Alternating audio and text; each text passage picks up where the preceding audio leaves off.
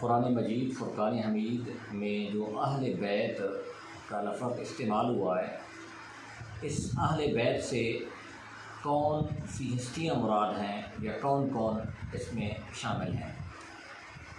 قرآن مجید فرقان حمید کا لفظ تو بالکل واضح اہل بیت کہا۔ احادیث مبارکہ کی روشنی میں ہم نے اہل بیت کا تعین کرنا ہے کہ اہل بیت سے مراد کون سے ہیں۔ اہل بیت کی لغوی اصطلاحی تعریفات کی طرف میں نہیں جانا چاہتا۔ احادیث اور قرآن کی روشنی میں اہل بیت کا معنی اور مفہوم ہم تعین کرنے کی کوشش کریں گے۔ اہل بیت سے مراد 3 قسم کے لوگ ہیں یا 3 اس میں ہستیاں داخل ہیں۔ پہلی اس میں کون ہے؟ رسول کریم صلی اللہ علیہ وسلم کی گھر والیاں یعنی ازواج مطہرہ وہ ہیں، کیونکہ قرآن نے بہت سے مقامات پر رسول کریم صلی اللہ علیہ وسلم کی گھر والیوں کا ذکر کیا۔ ایک آیت پیش کرتا ہوں۔ اللہ تبارک و تعالیٰ نے قرآن میں ارشاد فرمایا، یا نساء النبی لستن کاحد من النساء، اے رسول کی اور نبی کی بیویوں تم عام عورتیں نہیں ہو۔ جس طریقے سے دوسری عورتیں ہیں، تمہارا مقام، تمہارا مرتبہ، تمہاری شان اور تمہاری شہرت عام عورتوں کی طرح نہیں ہے، بلکہ تم رسول کریم صلی اللہ علیہ وسلم کی گھر والی ہو۔ اس سے پتہ چلتا ہے کہ رسول کریم صلی اللہ علیہ وسلم کی ازواج مطہرات وہ رسول کریم صلی اللہ علیہ وسلم کی اہل بیت میں شامل ہیں۔ دوسرا اس سے مراد حضرت علی المرتضیٰ، حضرت فاطمہ الزہرا، حضرات حسنین کریمین رضی اللہ تعالی عنہما ان میں شامل ہیں۔ رسول کریم صلی اللہ علیہ وسلم کی بارگاہ میں جب نجران کے نصارہ آئے، انہوں نے مباہلہ کیا۔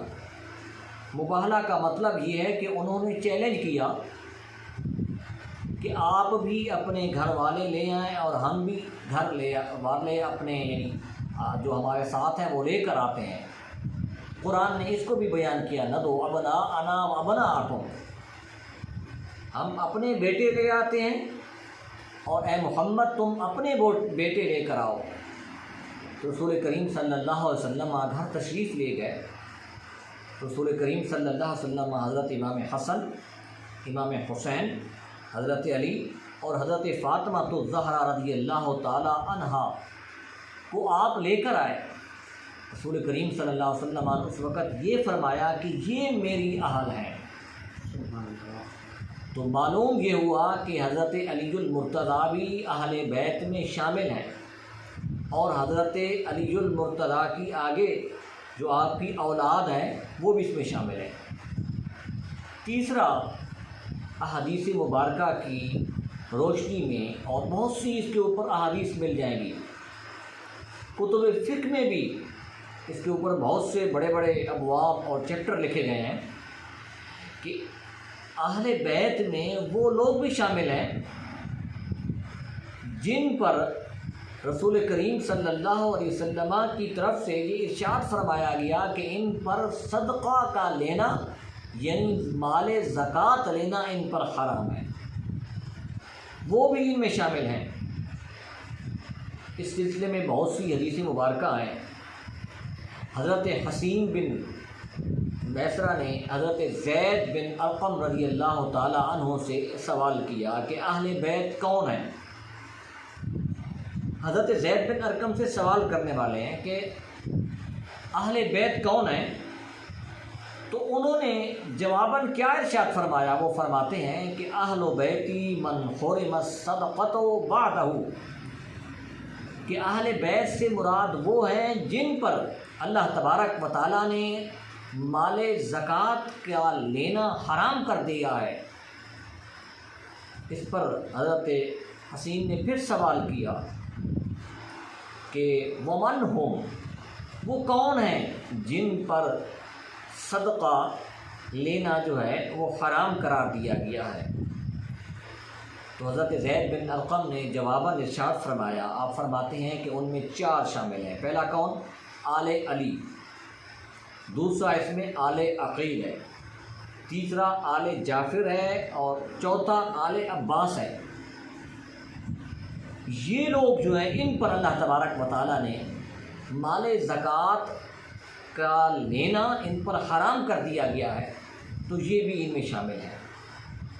رسول کریم صلی اللہ علیہ وسلم کی احادیث مبارکہ کی روشنی میں اہل بیت میں یہ 3 گروہ شامل ہیں۔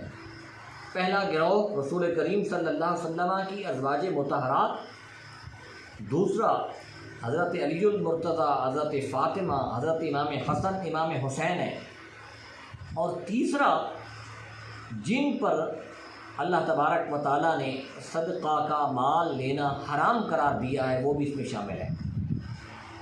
اہل بیت کی فضیلت بہت کثرت سے بیان کی گئی ہے، صرف ایک حدیث بیان کرنا چاہتا ہوں۔ رسول کریم صلی اللہ علیہ وسلم نے فرمایا، انا تارکن فیکم ثقلین، میں تمہارے درمیان 2 چیزیں چھوڑ کر جا رہا ہوں، اولہما کتاب اللہ، پہلی چیز میں تمہارے اندر جو چھوڑ کر جا رہا ہوں وہ کتاب اللہ ہے، اللہ کی کتاب ہے۔ آپ نے کیا فرمایا کہ فیہ الہدی والنور، اس کتاب میں ہدایت بھی ہے اور نور بھی ہے۔